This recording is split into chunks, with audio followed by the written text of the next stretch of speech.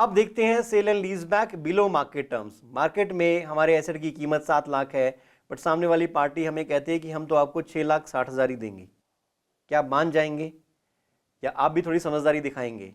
आपको इस एसेट को लीज बैक करने के बदले में 6,50,000 देने हैं। ये तय हो गया है कि अगर आप ये एसेट लीज बैक करना चाहते हैं तो आपको 6,50,000 देने होंगे। सामने वाली पार्टी को आपको 7 लाख देने चाहिए थे मार्केट टर्म्स के अकॉर्डिंग, बट उन्होंने सिर्फ आपको 6,60,000 दिए और आपको लीज बैक करने के बदले में 6,50,000 देने चाहिए। तो आप यहाँ क्या करेंगे? अगर सामने वाला आपको 40,000 कम दे रहा है तो आप भी तो कह सकते हैं कि हम भी 40,000 कम देंगे। तो हम अपने present value of lease liability में 6,10,000 ही रिकॉर्ड करेंगे।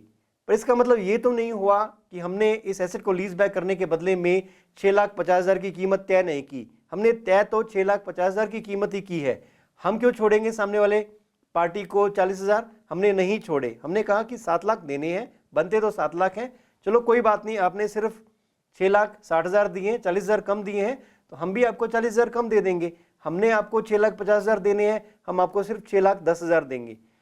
तो हमारी बुक्स में present value of lease liability 6,10,000 दिखाई दे रही है। इसका मतलब ये नहीं है कि हमारा फ्रैक्शन इसकी वजह से 6,10,000 का ही हो जाएगा, जो हम यूज करेंगे कैरिंग अमाउंट 6 लाख को डिवाइड करने के लिए कि कितना एसेट हमने रिटेन किया और कितना एसेट हमने बेचा।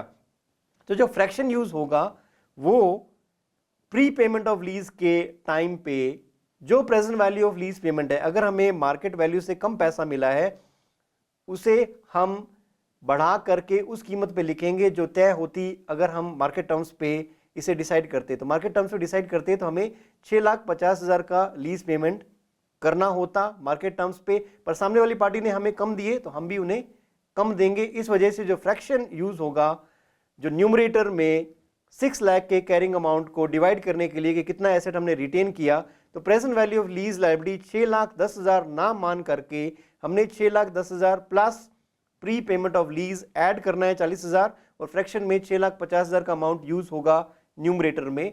डिनोमिनेटर में वही fair value of the asset 7 lakh का अमाउंट यूज होगा, ना कि वो जो हमें मिला 6,60,000 का तो पैसा हमें मिला है। इसका मतलब हम ये नहीं कहेंगे कि फेयर वैल्यू इसकी 6,60,000 थी, फेयर वैल्यू इसकी मार्केट में 7 लाख थी। सामने वाली पार्टी ने हमें 6,60,000 दिए, 40 कम दिए तो हम भी 40 कम देंगे, बट इसका फ्रैक्शन पे असर नहीं होना चाहिए। यही खास बात ध्यान रखने वाली है एडिशनल फाइनेंसिंग और प्री पेमेंट ऑफ लीज में। तो इसकी अकाउंटिंग कैसे होगी? हमने रिकॉर्ड करना है कैश अकाउंट डेबिट 6,60,000, हमने ROU एसेट रिकॉर्ड करना है 6 लाख का कैरिंग अमाउंट है, उसे इसी फ्रैक्शन में रिटेन करेंगे। 6 lakh into 6,50,000 divide by 7 lakh. 6,50,000 है present value of lease liability, 7 lakh है fair value of the asset, तो हम 557,143 का ROU एसेट रिकॉग्नाइज करेंगे। कैरिंग अमाउंट डी रिकॉग्नाइज करेंगे 6 लाख का।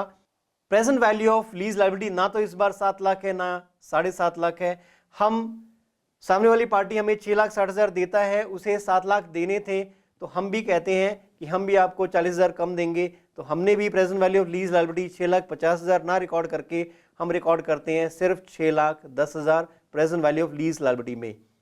खास बात ध्यान रखने वाली ये है कि फ्रैक्शन में 6,10,000 ना यूज होके 6,50,000 यूज होगा, कि जो पेमेंट हमने करनी है प्री पेमेंट ऑफ लीज में वो ऐड करेंगे जो पेमेंट अभी बाकी है। 6,10,000 की पेमेंट अभी बाकी है, 40,000 प्री पेमेंट में मान ली गई, तो टोटल पैसा जो हमने इस एसेट को खरीदने के लिए दिया वो तय हुआ 6,50,000, पर अकाउंटिंग में हमारे आएगा सिर्फ 6,10,000 का लीज लायबिलिटी पेंडिंग है। तो गेन ऑन ट्रांसफर बिल्कुल वैसे ही करेंगे कि मार्केट में कीमत है 7 लाख, कैरिंग अमाउंट है 6 लाख, 1 लाख का गेन, 1 लाख के गेन में कितना रिटेन हुआ, 1 लाख के गेन में फ्रैक्शन हमारा है 6,50,000 की present value of lease liability, fair value of the asset 7 lakh, तो 92,857 का गेन रिटेन किया। जो बैलेंस अमाउंट है 7,143 का वो गेन ऑन ट्रांसफर रिकॉर्ड हुआ। मैंने जानबूझकर जो फिगर्स हैं वो आसपास ली ताकि आपको समझ में आ सके कि क्या फर्क पड़ता है अगर हम सेल मार्केट टर्म्स में करते हैं, हम सेल अबव मार्केट टर्म करते हैं तब एडिशनल फाइनेंसिंग माना जाएगा, और हम सेल बिलो मार्केट टर्म्स करते हैं तो प्री पेमेंट ऑफ लीज माना जाएगा।